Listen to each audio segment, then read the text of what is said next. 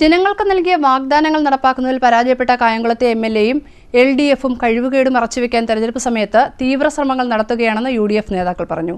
10 വർഷം മുമ്പ് കായംകുളത്തെ ജനങ്ങൾക്ക് നൽകിയ വാഗ്ദാനങ്ങളൊന്നും തന്നെയും ഇതുവരെ നടപ്പാക്കിയിട്ടില്ലെന്നും ഭാരവാഹികൾ പറഞ്ഞു. കായംകുളത്ത് തെരഞ്ഞെടുപ്പ് സമയത്ത് ജനങ്ങൾക്ക് നൽകിയ വാഗ്ദാനങ്ങൾ നടപ്പാക്കുന്നതിൽ പരാജയപ്പെട്ട എം.എൽ.എയും എൽ.ഡി.എഫും കഴിവുകേട് മറച്ചുവെക്കുവാൻ തീവ്ര ശ്രമങ്ങൾ നടത്തുകയാണെന്ന് യു.ഡി.എഫ് നേതാക്കൾ പറഞ്ഞു.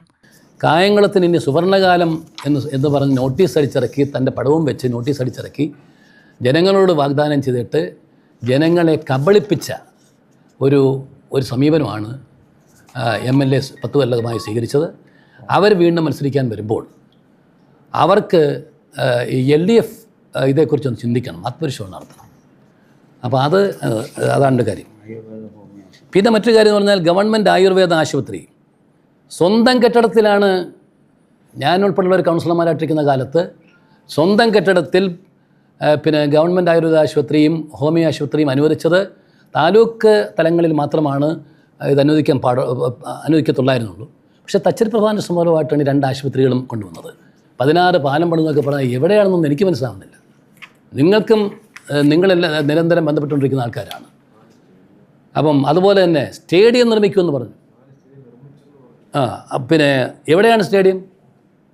4 സ്റ്റേഡിയം നിർമ്മിച്ചു എന്ന് പറഞ്ഞാൽ എവിടെയാണ് ഈ 4 സ്റ്റേഡിയം നിർമ്മിച്ചേക്കുന്നത്? നാഷണൽ ഹൈവേ 66 എങ്ങനെയാണ് രൂപകൽപ്പന ചെയ്തിരിക്കുന്നത് എന്ന് മനസ്സിലാക്കി അപാകതയുണ്ടെങ്കിൽ ഹരിപ്പാട്ടെ പോലെ അല്ലെങ്കിൽ കരുനാഗപ്പള്ളിയിലെ പോലെ പരിഹരിക്കുവാൻ ഉത്തരവാദിത്വമുണ്ടായിരുന്ന അന്നത്തെ എം പി CPM നേതാവ് AM ആരിഫും അതുപോലെ തന്നെ MLA അഡ്വക്കേറ്റ് U പ്രതിഭയും അത് ചെയ്യാതെ ഇരുന്നത് കൊണ്ട് മാത്രമാണ് ചൈനീസ് വൻമതിൽ പോലെ വലിയ കോട്ട കെട്ടിത്തിരിച്ച് കായംകുളം പട്ടണത്തെ 2ആയി വെട്ടിമുറിച്ചത്.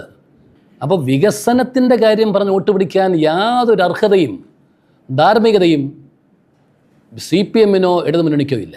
10 വർഷം മുമ്പ് കായംകുളത്തെ ജനങ്ങൾക്ക് നൽകിയ വാഗ്ദാനങ്ങൾ ഒന്നും തന്നെ നടപ്പാക്കിയിട്ടില്ല. താലൂക്ക് യാഥാർത്ഥ്യമാക്കുമെന്ന് പറഞ്ഞ് ജനങ്ങളെ കബളിപ്പിക്കുകയാണ് ഉണ്ടായത്. 10 വർഷം മുൻപ് UDF സർക്കാർ അനുവദിച്ച തിയേറ്റർ നിർമ്മാണം പൂർത്തീകരിക്കാൻ പോലും MLA-ക്ക് കഴിഞ്ഞിട്ടില്ല. KSRTC ബസ് സ്റ്റേഷൻ കുട്ടിപ്പുരയാക്കി മാറ്റി. ദേശീയപാത വികസനത്തിൽ MLA യഥാസമയം ഇടപെടാത്തതുകൊണ്ട് കായംകുളത്തെ 2ആയി വെട്ടിമുറിക്കുന്ന സ്ഥിതിയുണ്ടായി. ITIക്ക് സ്ഥലം ഏറ്റെടുക്കുന്നതിലും കെട്ടിടം നിർമ്മിക്കുന്നതിലുമെല്ലാം LDF പൂർണ്ണ പരാജയമായിരുന്നുവെന്നും UDF നേതാക്കൾ പറഞ്ഞു. താലൂക്ക് ആശുപത്രിയിലും വനിതാ പോളിടെക്നിക്കിലും റെയിൽവേ സ്റ്റേഷനിലും ഉൾപ്പെടെ നിരവധി വികസന പ്രവർത്തനങ്ങൾ KC വേണുഗോപാൽ നടത്തിയിട്ടുണ്ടെന്നും UDF ഭാരവാഹികൾ പറഞ്ഞു. UDF തെരഞ്ഞെടുപ്പ് committee chairman advocate E Sameer, convener H Basheerkutty, advocate Simon Alex, AM Kabeer, Cheruppurath Murali, T Sainulabdeen, Noufal Chempakappally എന്നിവർ വാർത്താസമ്മേളനത്തിൽ പങ്കെടുത്തു. CDNet news, Kayamkulam.